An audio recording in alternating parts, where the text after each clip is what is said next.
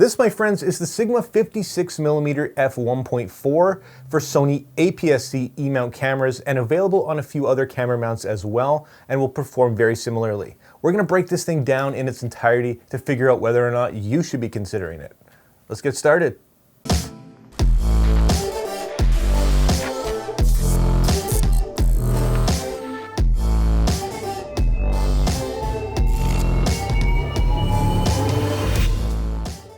Well, today we're checking out the Sigma 56mm F1.4, but with the crop factor, it's going to perform more like an 85mm-ish, which happens to be one of my favorite focal lengths. So do keep that in mind. Here's some specs to get you going on this lens. And if you're new to the channel and you don't know who I am, my name's Stefan Malloch. I do a lot of photography and filmmaking news reviews and tutorials. So if you like this type of content and this video helps you out, consider hitting that like and subscribe button and join the community.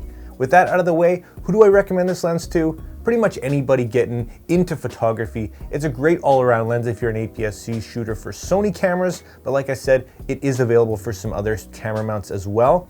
And look at it. It's a great size, it's a great weight, the price is right, and you'll see the performance is pretty darn good too. It's gonna be a great performing portrait lens, and it really just an all-around great shooter. So let's dive in and have a closer look, starting with the build. Diving in and having a look at what's in the box reveals just the very basics, some paperwork, the lens, and a lens hood. And this is Sigma's cheaper contemporary line, so there's no case or anything that you'd expect out of the Art series of lenses. Now it is a great size, measuring only 3.5 inches with the lens hood installed and 2.25 without, weighing only 280 grams. It's a great travel lens and you can stick it in your bag and forget about it. To keep costs down, there's no buttons or switches whatsoever on this lens, and it is a mainly plastic but good feeling construction. The rubberized grippy focus ring is a good size and turns firmly and accurately. On the front you'll find 55mm filter threads along with Sigma's proprietary coatings. On the back you'll find a nice metal mount with the tiniest rubber gasket you've ever seen, so there is an attempt at least at some weather sealing. Overall, it's a great size and weight and does feel good in your hand. It's a very basic lens without all the bells and whistles, and I give it 3 stars in the build and features category.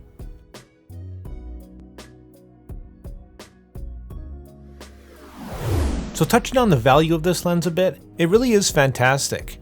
There's really nothing like this fast Sigma contemporary line of f1.4 lenses. The closest thing's really going to be the native Sony 50mm f1.8 OSS. Now this is a decent lens at a decent price, but the Sigma definitely has some advantages. Coming in around $429 US, there's really nothing available in this fast aperture range, even close to this price. And as far as a warranty is concerned, you're covered with Sigma's 7+ year warranty, depending on where you're from. Overall, this lens has phenomenal value and I give it 4.5 stars. Next, we're diving into performance to see, of course, what really matters. Let's start with the autofocus. For the most part, it's pretty quick, it's reliable, and basically silent. From time to time you might find it hunting, especially in video, but for the most part and in this price range, it's completely acceptable. Now when shooting stills, it's not surprising that it's a bit faster and even more reliable. No complaints here. If you are a video shooter, it's also worth noting that it will suffer from a bit of focus breathing. Let's have a look at some photos that I took with this lens. Now, like I said, I am a big fan of this focal length. 56mm or about 85 with the crop factor gives you some real versatility. It's going to be a great portrait lens, giving you some nice background compression, and even for landscapes it's got enough reach where you can get in and really shoot some details. As far as the rendering, we'll see that in a few minutes, but I promise it doesn't disappoint. Its fast f1.4 aperture means it's going to be great in low light and give you an incredibly thin depth of field. 9 aperture blades means it's going to produce some incredibly beautiful backgrounds and bokeh. It does have a minimum focus distance of just under 20 inches, which for an 85mm equivalent lens is actually quite decent. Let's jump in and have a detailed look at the sharpness and optics. So having a look wide open here at f1.4, this lens is quite sharp in the center with decent contrast, and the corners are actually pretty good as well. You will notice some distortion and vignetting, especially here wide open, but we can stop down to about f2 to see that pretty much disappear and the sharpness improve. Now this is going to continue all the way down to about f4, where we start to see some really nice corner sharpness. And that's going to continue all the way down to about f11. And after about f11 and on, we are going to see a bit of muddiness and some degradation in the corners here. So overall, pretty good sharpness out of this lens in the center and even into the corners.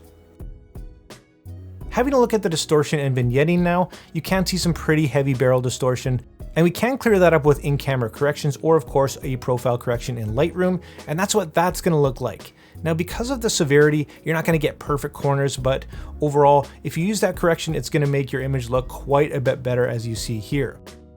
Now no lens is perfect, and from time to time you will notice some chromatic aberration, some purple or green fringing depending on the situation. Nothing to write home about, but worth noting. When we're talking performance as a whole, and I mean autofocus, rendering, handling, this thing does a pretty darn good job across the board. This really is a pretty solid performer, and I give it 4 stars.